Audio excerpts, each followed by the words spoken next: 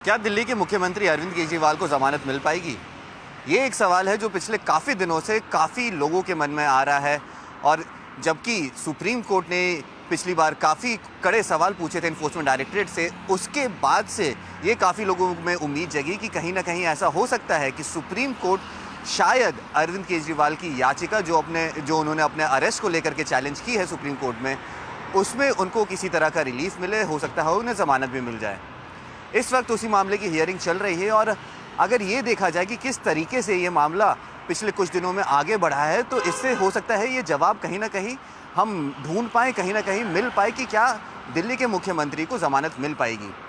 इससे पहले हाईकोर्ट ने अपना फैसला दिया था, जिसमें हाईकोर्ट ने बहुत ही साफ शब्दों में ये कहा था कि अरविंद केजरीवाल कहीं ना कहीं इस पूरे कथाकथित घोटाले के मास्टरमाइंड है, किंगपिन है। और अरविंद केजरीवाल को पता था कि जब ये पूरी पॉलिसी जो दिल्ली की आबकारी नीति बनाई जा रही थी, इसमें किस तरीके से आम आदमी पार्टी को फ़ायदा हो सकता है और आम आदमी पार्टी के ज़रिए साउथ लॉबी के बिजनेसमैन को कैसे फ़ायदा पहुंचाया जा सकता है। और इसमें कहीं ना कहीं के कविता का नाम भी सामने आया था, जिसके बाद हमने देखा कि के कविता की भी गिरफ्तारी हुई थी।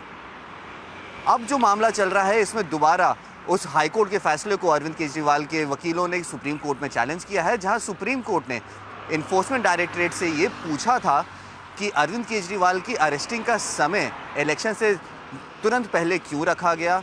ऐसे कौन से सबूत हैं जो केजरीवाल के खिलाफ मिले हैं इन्फोर्समेंट डायरेक्टरेट को, जिसके वजह से उन्हें अरेस्ट करना पड़ा। और नहीं अरेस्ट करना पड़ा, बल्कि पिछले इतने दिनों से करीब 1.5 महीने से दिल्ली के मुख्यमंत्री जेल के अंदर हैं। अगर हम इन्फोर्समेंट डायरेक्टर की तरफ से देखें, जिस तरीके के जवाब उनके सामने से आए हैं, इन्फोर्समेंट डायरेक्टर का कहना ये है कि जब से ये इन्वेस्टिगेशन शुरू हुई है, पिछले 2 सालों में कई ऐसे लोग हैं जो पहले अक्यूज थे, जिनका नाम चार्जशीट में आ चुका था। वो जब अप्रूवर बने, तब उन्होंने इस पूरे कथाकथित घोटाले का एक मॉडस ऑपरेंडी बताया है कि कैसे अरविंद केजरीवाल के घर में मीटिंग्स हुई, जिसमें अरविंद केजरीवाल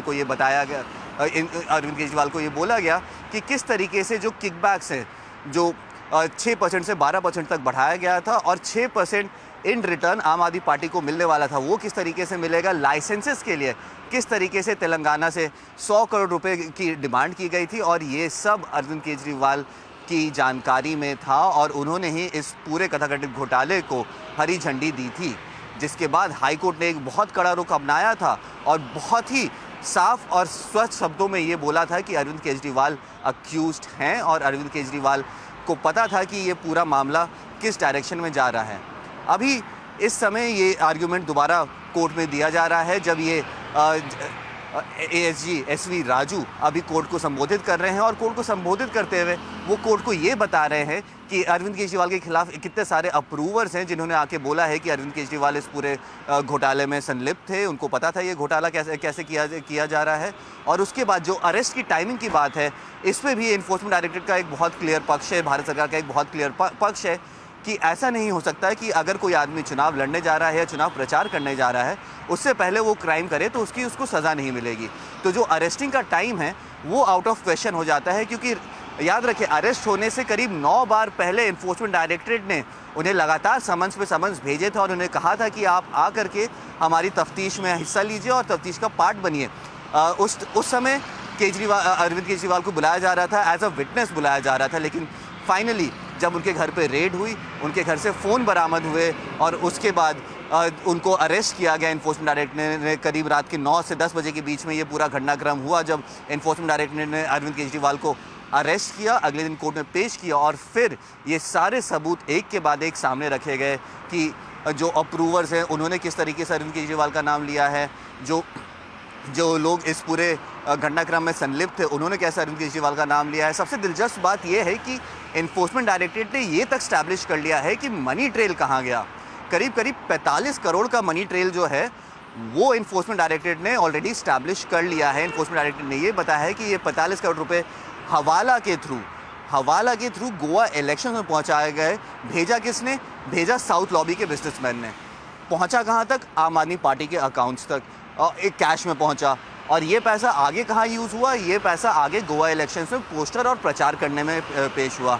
इन्फोर्समेंट डायरेक्टरेट यहीं नहीं रुकी, बट उन्होंने ये आगे जाके कोर्ट को ये भी बताया है कि जो गोवा के कैंडिडेट्स हैं उनसे जब पूछताछ की गई, आम आदमी पार्टी के जो कैंडिडेट्स थे जब उनसे पूछताछ की गई, तो उन्होंने भी बड़े सीधे और साफ शब्दों में ये बोला कि पूरा का पूरा फाइनेंस जो था, जो पैसे इलेक्शन लड़ने के लिए चाहिए थे, वो पूरा फाइनेंस उनकी सेंट्रल ऑफिस से मैनेज हो रहा था। सेंट्रल ऑफिस क्या हुआ, दिल्ली आम आदमी पार्टी का दिल्ली ऑफिस, सेंट्रल हेडक्वार्टर्स, यहाँ से मैनेज हो रहा था।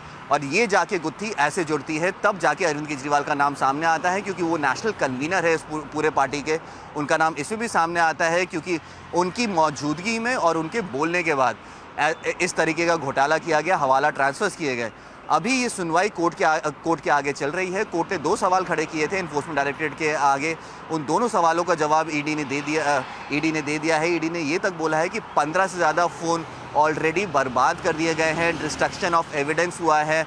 ना ही सिर्फ केजरीवाल पर मनीष सिसोदिया और बाकी जो संलिप्त ऑलरेडी अरेस्टेड लोग हैं, के कविता, इन्होंने भी मिलकर एविडेंस डिस्ट्रॉय करने की कोशिश की है। और अगर इस समय अरविंद केजरीवाल को यहाँ से बेल मिल जाती है, बाहर निकलने दिया जाता है, तो जिस पोजीशन पर है अरविंद केजरीवाल, पहला पोजीशन नेशनल कन्वीनर आम आदमी पार्टी के, दूसरा पोजीशन चीफ मिनिस्टर दिल्ली के, तो ये दोनों ही पोजीशन काफ़ी ज़्यादा इम्पैक्टफुल पोजीशन है। एक ऐसी पोजीशन से जहाँ से आप काफ़ी सारी चीज़ों पर निर्णय ले सकते हैं, काफ़ी सारी चीज़ें आपके कंट्रोल में होती हैं।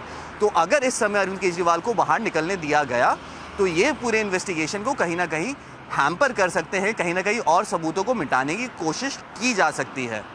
ऐसा इस बार इन्फोर्समेंट डायरेक्टरेट बहुत क्लियर है अपने थॉट्स में, क्योंकि वो बहुत क्लियरली उन्होंने ये बता रखा है कि अरविंद केजरीवाल एक ऐसे आदमी हैं जो अगर बाहर निकले तो काफ़ी तरीक़ों से वो आगे जा कर के इस पूरे इन्वेस्टिगेशन को हैम्पर कर सकते हैं। अब ये देखना बहुत दिलचस्प होने वाला है कि क्या सुप्रीम कोर्ट किसी तरह की रियायत देगी अरविंद केजरीवाल को, क्योंकि एक आर्ग्यूमेंट जो केजरीवाल की टीम से रखा गया था, दिल्ली चीफ मिनिस्टर की टीम से रखा गया था कि इलेक्शन का समय है, स्टार प्रचारक है दिल्ली के चीफ मिनिस्टर अरविंद केजरीवाल उनके लिए, और उन्हें प्रचार करने के लिए कम से कम जेल से इंटरिम बेल दी जाए ताकि वो बाहर जाके पार्टी के लिए प्रचार कर सके, इलेक्शन में पार्ट ले सके। लेकिन अगर हम देखें जिस तरीके से के कविता ने भी इसी सेम लाइंस पे एक बेल प्ली लगाई थी हाई कोर्ट में, और उस बेल प्ली को बिल्कुल रिजेक्ट कर दिया गया था हाई कोर्ट की तरफ से, और ये पूरा घटनाक्रम कल ही हुआ है। तो आज ये देखना बहुत दिलचस्प होगा कि क्या सुप्रीम कोर्ट कहीं ना कहीं ये सोचता है कि केजरीवाल का बाहर निकलना ज़रूरी है उनकी पार्टी के लिए, और नहीं बस ज़रूरी है पार्टी के लिए, पर क्या अगर केजरीवाल बाहर निकलेंगे तो क्या वो आगे सबूतों से छेड़खानी नहीं करेंगे, आगे इन्वेस्टिगेशन में कुछ बाधा नहीं डालेंगे? ये कुछ सवाल है जिनका जवाब अगले कुछ घंटों में हमें मिल सकता है। तब तक के लिए जो ये पूरा घटनाक्रम है ये कोर्ट में हो रहा है। जस्टिस संजीव खन्ना की बेंच इस पूरे मामले को सुन रही है। एसजी राजू इसमें इन्फोर्समेंट डायरेक्टरेट की तरफ से आर्ग्यूमेंट्स पुट फोर्थ कर रहे हैं। इसके बाद आगे की क्या घटनाक्रम हो सकता है, इसके बाद ये उम्मीदें हैं कि ये ऑर्डर रिजर्व कर दिया जाएगा, और ऑर्डर रिजर्व होने के कुछ देर बाद, हो सकता है कुछ दिनों बाद भी, एक बार ये ऑर्डर लिखा जाए संजीव खन्ना के द्वारा। उसके बाद ये फैसला सामने आएगा कि क्या केजरीवाल को बेल मिलेगी या नहीं मिलेगी। लेकिन अगर आप पुराना घटनाक्रम देखें, जिस तरीके से पुराना घटनाक्रम आगे बढ़ा है, ये कहना बहुत मुश्किल है कि आज भी अरविंद केजरीवाल और आम आदमी पार्टी को किसी भी तरह की रियायत मिल सकती है कोर्ट से।